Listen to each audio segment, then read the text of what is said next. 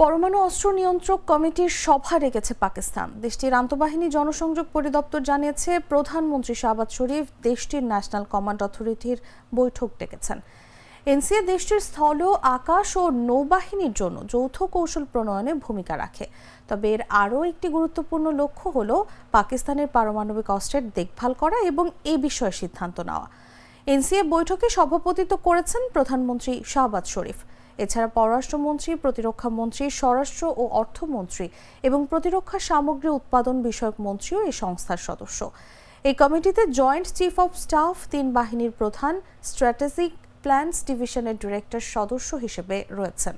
এদিকে ভারতের প্রতিরক্ষা মন্ত্রণালয় জানিয়েছে যে শুক্র ও শনিবার সকালের মধ্যে উত্তরের বারামুল্লা থেকে গুজরাটের ভুজ পর্যন্ত 26টি স্থানে ড্রোন দেখা গেছে।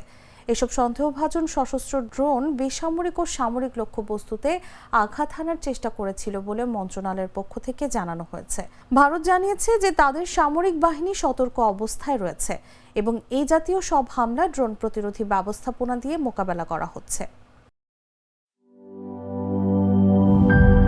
দুধার চকলেটে একাকার হয়ে ওঠা প্রাণ লেয়ার সম্পর্কের মিষ্টি ম্যাজিক।